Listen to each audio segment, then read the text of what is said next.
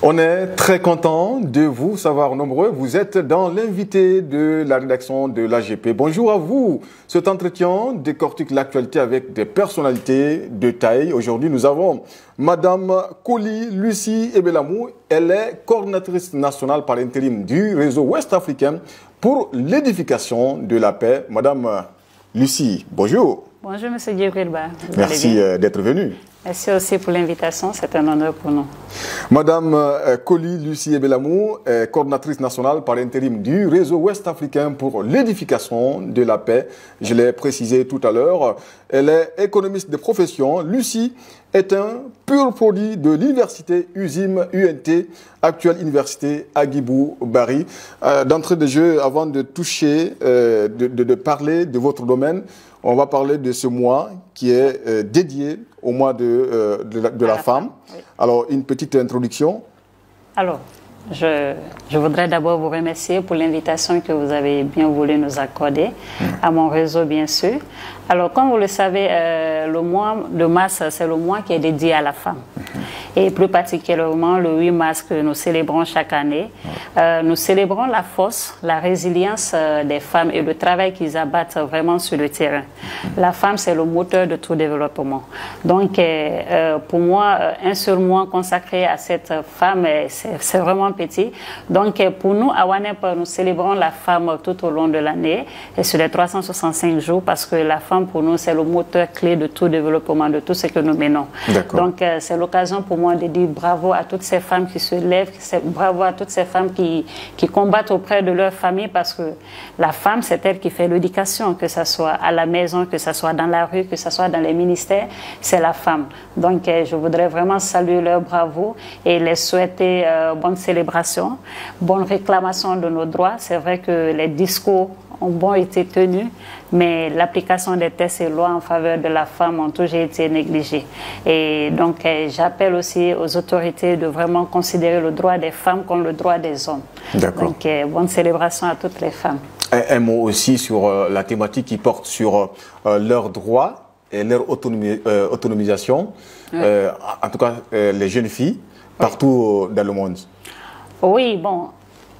En cela, on peut vraiment appeler nos mamans, parce que quand on parle des jeunes filles, c'est qu'il y a forcément des mamans qui ont déjà précédé. Donc, c'est de demander à ces mamans de cocher les jeunes filles à la base. Il y a des jeunes filles qui ont fini l'université, qui ont fini des formations, mais qui n'ont pas de repères. Donc, c'est d'être vraiment des repères pour ces jeunes filles et de les conduire à des sommets aussi hauts, parce que lorsque les femmes décident de prendre des décisions, ce sont des décisions vraiment qui partent pour le bien-être de toute la population. Donc, c'est de vraiment cocher ces femmes, c'est de vraiment les soutenir, et aussi que l'État au moins trouve vraiment des voies et moyens pour soutenir ces jeunes femmes qui sont sorties, qui ont des ambitions, et qu'elles aussi à leur tour puissent aussi cocher les plus jeunes à aller au sommet. On va rentrer dans le vif du sujet. On va parler du réseau ouest-africain pour l'édification de la paix. Une question toute simple. Oui. Quelle a été la véritable motivation pour la création du WANEP? Alors, la motivation de la création de WANEP remonte suite aux différents conflits que la sous-région a connus dans les années 98. Vous pouvez vous rappeler du Libéria, la Sierra Leone, il y a des conflits violents qui touchaient vraiment ces localités. Donc, c'est dans cette perspective que deux étudiants qui sont venus des États-Unis et qui avaient vraiment suivi une formation en peace building, à leur retour, c'était un Ghanéen et un Libérien, Samuel Doe et Emmanuel Bombardé. Donc, à leur retour, ils se sont dit, mais pourquoi ne pas mettre en pratique ce que nous avons appris aux États-Unis au profit de l'Afrique? Donc, ils ont décidé de créer leur réseau qu'on appelle le West Africa Network for Peace Building, le réseau ouest africain pour l'édification de la paix. L'objectif, c'était de mettre en place des mécanismes d'alerte précoce et de prévention des conflits. Parce qu'ils se sont dit que dans la prévention des conflits, nous dépensons moins dans la prévention des conflits, nous fournissons moins d'efforts, alors que dans la gestion des conflits, ce sont des années et des années pour gérer un conflit. Donc, ils ont créé le réseau à Accra, et ils ont pris leur bâton de pèlerin pour faire le tour de l'Afrique. Au jour d'aujourd'hui, nous sommes dans les 15 États de la CEDEAO, et le WANEP Guinée particulièrement a été créé dans les années 2003. D'accord, on va continuer dans le même sens. Quelle est la vision particulière que vous avez pour la Guinée? Alors, pour la Guinée, notre vision, c'est de voir des communautés paisibles, qui vivent vraiment dans le respect des droits de l'homme, où chaque communauté peut vraiment satisfaire ses besoins sans vraiment être interpellée, sans vraiment être stigmatisée. Et cela aussi dans la prévention, la gestion des conflits et le respect des droits de toutes les couches à la base. Dans toutes vos actions sur le terrain, vous déclinez 4 programmes. En quoi consistent ces programmes? Alors, nous avons 4 programmes pour atteindre notre objectif. Nous avons 4 programmes. Vous avez le premier programme qui est le programme de prévention et gestion des conflits.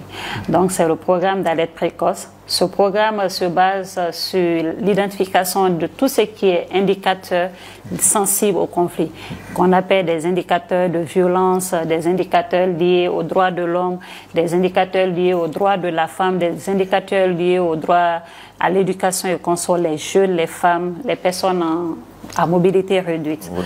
Donc, nous rédigeons des indicateurs qui sont validés par des personnes ressources.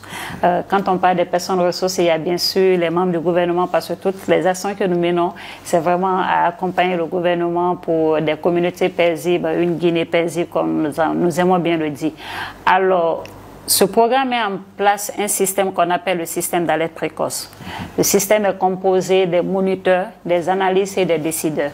Les moniteurs sont sur toute l'étendue du territoire national.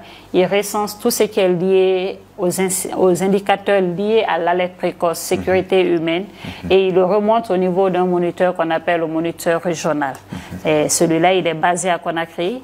Et avec des analyses qu'on a sur place qui sont au nombre de 15, qui sont vraiment recrutées dans des domaines vraiment pertinents, l'environnement, la santé, l'éducation, les aspects politiques que vous connaissez. Donc, lorsque ces incidents sont remontés au niveau du système, nous traitons ces incidents et nous essayons, en fonction de chaque incident, quelle est la recommandation qu'il faut faire. Par exemple, quand vous prenez au jour d'aujourd'hui la localité de la Haute-Guinée, je veux parler de Mandiana, Sigiri, Koussa, où vous avez les zones minières. Au jour d'aujourd'hui, vous savez que l'exploitation artisanale de l'or fait vraiment des dégâts. Donc, pour des cas comme ça, on essaie de faire un rapport qu'on appelle le situation tracking. On essaie de voir vraiment quelles sont les dispositions à prendre et quels sont les acteurs concernés par ces dispositions. Et après avoir rédigé le rapport, on essaie de diriger le rapport vers les personnes vraiment sensibles, les personnes qui peuvent vraiment répondre à ces conflits. Donc ça, c'est le programme Alerte précoce. Nous avons aussi un autre programme qu'on appelle le Peace Education, l'éducation à la non-violence. Ça, c'est un programme qu'on exerce depuis le bas âge, c'est-à-dire au niveau des écoles. On essaie de mettre des clubs de paix qui veillent sur tout ce qui est violence en milieu scolaire. Vous savez, il y a la stigmatisation en milieu scolaire, il y a des élèves qui sont violés, il y a aussi la violation des droits de certains élèves en milieu scolaire. Donc, nous mettons des clubs de paix qui veillent sur tout cela. Parce que lorsqu'on parle aujourd'hui d'un enfant qui est peut-être récalcitrant dans la rue, c'est parce que dès le bas âge, on se dit que c'est quelque chose qui a manqué. Et si nous commençons déjà à éduquer à ces enfants la non-violence, ils vont grandir avec un esprit de paix, des ambassadeurs de paix.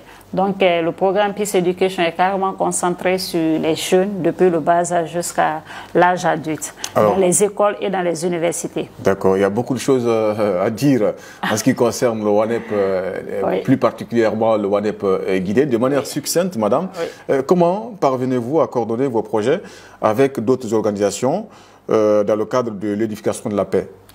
Alors, je n'ai pas mentionné 2 autres de nos programmes. On a un autre programme qui est WIPNET, Femmes, Paix et Sécurité, qui travaille sur tout ce qui concerne le droit des femmes, le renforcement de capacité des femmes, le soutien des femmes, l'entrepreneuriat des femmes.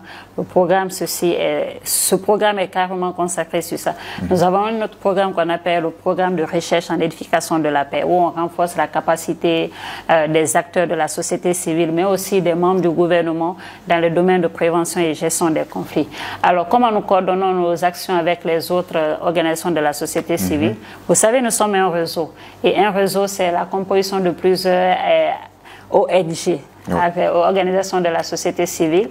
Alors, nous essayons d'identifier, ou peut-être souvent nous sommes identifiés par d'autres organisations, mais tant que nous avons les mêmes domaines d'intervention, c'est-à-dire la paix, les femmes, l'éducation, la santé, l'environnement, nous pouvons collaborer ensemble. Alors, le réseau est composé d'organisations membres, comme je le disais, et quand nous avons des projets, on essaie de voir quelle est l'organisation capable de réaliser ce projet sur le terrain, quelle est l'organisation qui a les compétences. Quand nous avons un projet, par exemple, avec un bailleur sur le domaine de la santé, nous ne sommes pas des médecins. Donc, nous essayons de voir quelle est l'organisation qui a une spécialité, qui a des compétences en matière de santé pour vraiment exercer ce projet sur le terrain. Donc, voici un peu comment nous collaborons avec les organisations de la société civile. Nous nous mettons souvent aussi en consortium pour aller vers les bailleurs, chercher des fonds pour venir vraiment peut-être intervenir dans telle localité et sur des thématiques vraiment pertinentes. Quelle est la marge de manœuvre que vous avez réservée aussi pour la jeunesse et les femmes dans vos initiatives? Alors, comme je le disais tantôt, nous avons un programme qui est carrément réservé à la jeunesse. L'éducation de la jeunesse à la culture de la non-violence. Alors, nous mettons des activités, nous initions des projets qui peuvent vraiment prendre en compte la cause de ces jeunes. Si je prends par exemple un projet que nous avons réalisé dans les années 2016 à 2020, le projet de cohésion culturelle pour la paix et la prospérité, c'était un projet carrément qui était centré sur les jeunes. Nous avons essayé de voir quels sont les jeunes qui sont fragiles, c'est-à-dire les jeunes qui sont très sensibles au conflit, des jeunes qu'on peut facilement récupérer et pour les mettre devant les scènes de violence. Nous avons transformé ces jeunes en jeunes ambassadeurs de paix. Vous pouvez voir au jour d'aujourd'hui, Sigiri, Mandiana, et dans les communes de Conakry, nous avons des associations qu'on appelle jeunes ambassadeurs de paix. Donc ce sont des fruits de WANEP que nous avons transformés ces jeunes et aujourd'hui la plupart d'entre eux sont formés en association et ils ont des agréments. Ils vont vers des bailleurs, ils initient des projets et ils obtiennent des financements. C'est de même pour les femmes aussi. Nous avons le programme Femmes, Paix et Sécurité comme je le mentionnais tantôt. Dans les 4 programmes? Oui, ok. Oui, c'est notre 3e programme. Il n'y a pas de problème. Dernière question, est-ce que dans les formations, les éléments déclencheurs de conflits et de solutions sont suffisamment enseignés? Oui. Les formations sur le peace building, on passe d'abord par l'identification des formations, comment mettre des mécanismes d'alerte précoce. Nous avons des indicateurs qui sont au nombre de 103. Ouais. Donc, ce sont des éléments, des indicateurs qu'on appelle, que vous appelez éléments déclencheurs de conflit. Ouais. Donc, quand nous donnons des formations, nous commençons toujours par ces indicateurs et vous pouvez voir le plus souvent pendant la formation, les participants vous donnent encore des indicateurs, des éléments déclencheurs de conflit que nous n'avons pas mentionnés. C'est pourquoi vous voyez notre 4e programme qui parle de programme de recherche en édification de la paix. C'est vrai que nous avons de l'expertise, mais nous continuons toujours à faire des recherches. Donc nous avons des catégories d'indicateurs qui sont vraiment susceptibles de déclencher des conflits que nous enseignons aux participants et après on les montre comment aussi gérer ces conflits et comment consolider la paix dans leurs différentes localités. Madame Koli Lucie Ebelamou, merci. Oui, merci M. Djibril Ba. Merci à l'agence guinéenne de la presse pour vraiment cet honneur qu'ils ont bien voulu accorder à WANEP Guinée de parler de notre structure.